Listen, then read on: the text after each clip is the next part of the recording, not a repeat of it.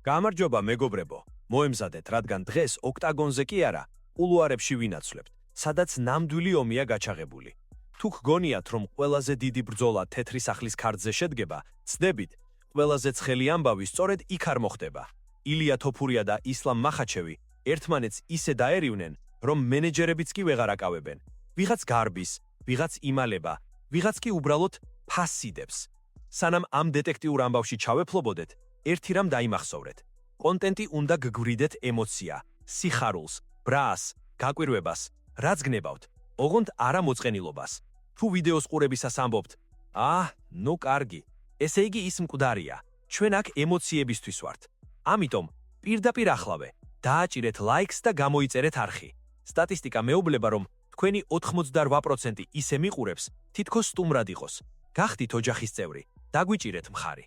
მოდით, ყველაფერი თაროებზე დავალაგოთ. სად და როდის გაჩნდა პირველი ნაპერწყალი? ყველაფერი 2024 წლის მიწურულს დაიწყო. ილიამ მაქს ჰოლოვეი დაანოკაუტა, ქამარი დაიცხვა და თითქოს თავის წონაში საქმეები ჰქონდა. მოვსარ ევლოევი, დიეგო ლოპესი, მაგრამ ილია ხომ იცით, მას მხოლოდ თავისი ეზო არ აინტერესებს. ერთ-ერთ პირდაპირ ეთერში კითხვა დაუსვეს. ზედაწონაში თუ ახვალო? პასუხმაც არ დააყოვნა. რატომაც არა? ერთხელ უკვე გავაკეთე და კიდევ ვიზავ. აი, მახაჩევზე რომ კითხეს, იქ უკვე კუნთების თამაში დაიწყო. ის მაგარი მებრძოლია, მაგრამ ბევრს ლაპარაკობს. ოქტაგონზე დავწყვიტავ ყველაფერს, თორემ გარეთ რომ შევხვდე, მერე მისი საავადმყოფოს ხარჯების გადახდა მომიწევსო. გესმით ხომ? ეს პირდაპირი მუქარაა. ქუჩურად რომ ვთქვეთ, გაგაფენო. მახაჩევს მაშინ არ უპასუხია, მაგრამ ხმები გავცელდა. ილიას წონის კლება უჭირს 70 კილოგრამში, მსუბუქ წონაში გადადისო და აი აქ დაიწყო ხალხმა ფიქრი. ილია თავისი ფენომენალური ჭიდაობითა და ბეტონის ხელებით რას უზამდა დაღესტანელ დომინანტს. 2025 წლის იანვარში მახაჩევს პრეს-კონფერენციაზე კითხეს ილიაზე. ისლამმა კი ისეთი რამ თქვა, რამაც ქართველ გულშემატკივარს სისხლი აუდუღა. დავიღალე პატარა ბიჩებისთვის შანსების მიცემით. ჯერ ამოვიდეს, აქ ვინმე დაამარცხოს და მერე ვილაბარაკოთო. აი აქედან დაიწყო ნამდვილი დრამა. როცა ისლამმა რენატო მოიკანო პირველივე რაუნდში დააფინიშა, ილიამ X-ზე, Twitter-ზე დაწერა: ისლამ, თუ მომინდება, დაგანოკაუტებ და ისე გამოვაჩენ, თითქოს ეს ყველაზე ადვილი საქმეაო. ალი აბდელ აზიზიც, ისლამის მენეჯერი, ჩაერია. ჯერ დასტინს ან ჩარლს ეჩხუბოს, რომ დაამტკიცოს, რომ ნამდვილი ლაითვეითია და არა უბრალოდ მორიგი ქვემსუბუქ წონის მებრძოლი, რომელსაც ვცემთო. აი ასე იხარშებოდა ეს ფაფა. ნელ-ნელა ყველაფერი იქით მიდიოდა, რომ ეს ორი გიგანტი სადმე უნდა შეჯახებულიყო ერთმანეთს. ნუ თუ მართლა ეშინია ისლამს, თუ ილია უბრალოდ ჰაიპზე თამაშობს? ყველაზე საინტერესო მაშინ დაიწყო, როცა ილიამ ოფიციალურად დატოვა თავისი წონა და გამოაცხადა: მორჩა, სუბუქ წონაში გადმოვდივარო. იცით, ჯონ ჯონსი წლების განმავლობაში ემზადებოდა წონის შესაცვლელად, მაგრამ ილიამ ეს ქართულად, სწრაფად და ჯიგრულად გააკეთა. მისმა მენეჯერმა მალკიკავამ პირდაპირ დაიწყო პროპაგანდა.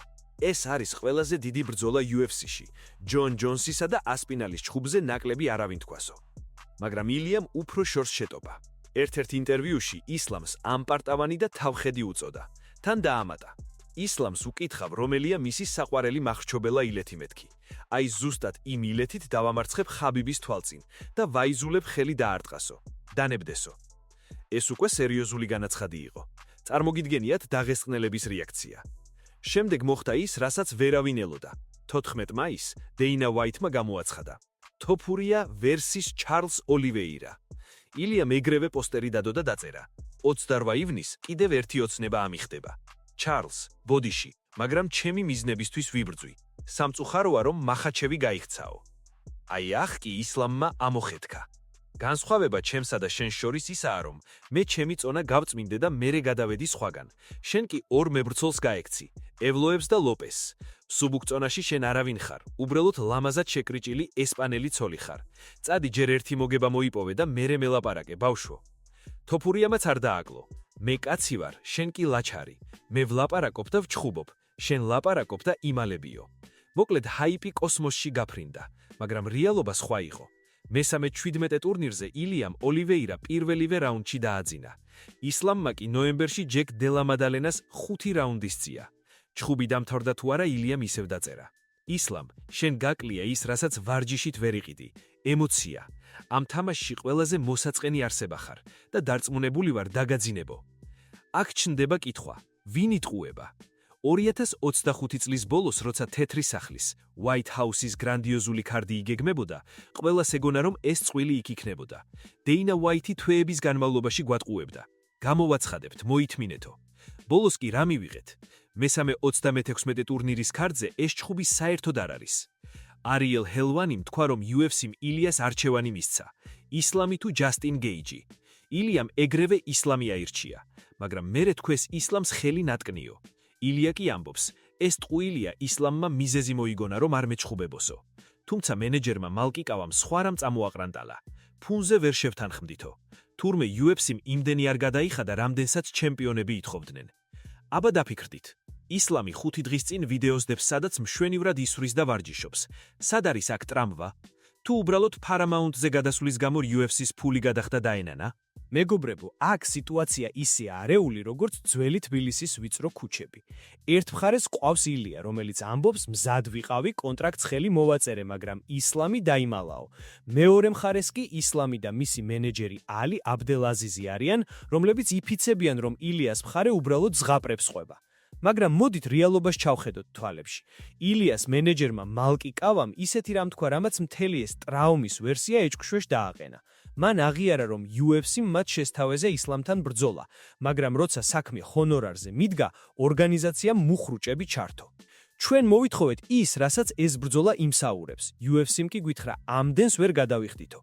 აი აქ არის ძაღლის თავი დამარხული. მას შემდეგ, რაც UFC Paramount-ზე გადავიდა, შეიცვალა ფულის გადახდის სისტემა. ადრე მებრძოლები გაყიდული ტრანსლაციებიდან, PPV-დან პროცენტს იღებდნენ. ახლა კი ფიქსირებულ თანხაზეა საუბარი. ილიასა და ისლამს კი ისეთი ციფრები უნდათ, რომ Dana White-ს ალბათ თმები ამოუვიდა ნერვიულობისგან. ხუმრობა იქით იყოს. ყველაზე საეჭვა კი ისლამის ტრაუმაა.